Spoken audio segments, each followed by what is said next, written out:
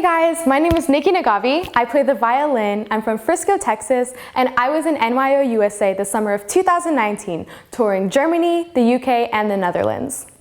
Today, I want to talk to you guys about shifting on a stringed instrument and how to make your every shift a bit more cleaner, easier, and more accurate.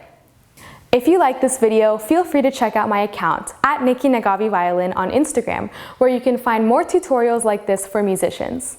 So let's get started. Tip number 1, the thought process. So the first thing that helped me transform my shifting doesn't even have to do with making a sound on your instrument.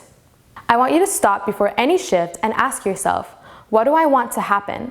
There are so many aspects to solidify before completing the shifts that could completely transform a piece. First, it's important to familiarize yourself with the basics. What is the quality and size of the interval between the notes? What positions am I moving in between? And finally, what fingering do I think I'll be most successful using? Once you've determined that, it's time for the more personal decisions. These are things that not everyone has to agree on, but can shape your musical ideas. Do I want the shift to be audible? At what speed should I move my fingers during the shift?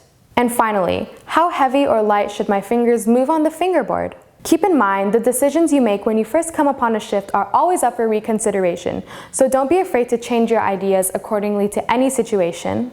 Tip number 2, ghost tones. Okay, so this one is more for ensuring accuracy. You use this when you're shifting with your old finger, which is the finger prior to the shift. Basically, what you want to do is create a sort of indication for where your new hand position is going to be after you've completed the shift. When you're shifting up or down, glide your old finger until you've reached the position that you need to be in, then place down your new finger. This creates a sort of ghost tone in between the two notes that you can start practicing with. In the beginning, you might want to play it louder just so that you can get used to the distance between the two notes.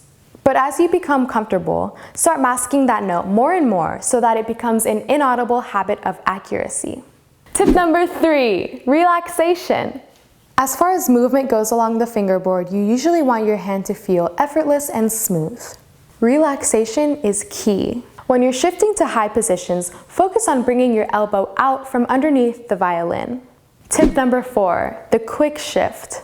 This one is pretty simple, yet so effective, mostly for those shifts that you seem to keep missing no matter what you do. I call it the quick shift. All this technique requires is for you to push your finger hard into the string and move your finger very quickly. I find it very useful, especially for jumps of the same finger on the same string going up and down. And finally, tip number 5, mental singing.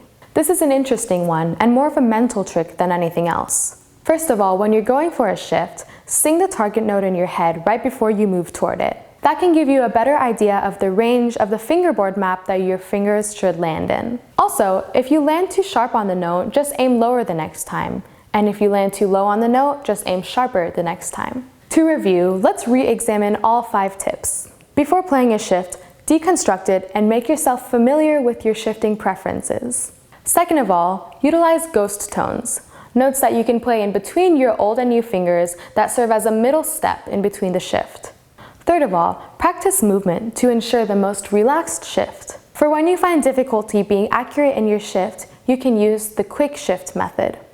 Or trick yourself mentally by singing the target note in your head. A general concept to remember is that not all composers are thinking about shifting when writing a melody, so be mindful and try to mask as many extra sounds as possible. We've come to the end of this video, so this is Nikki Naghavi, and I want to thank you so much for tuning into this episode of NYO-U. Feel free to check out any other videos on this channel.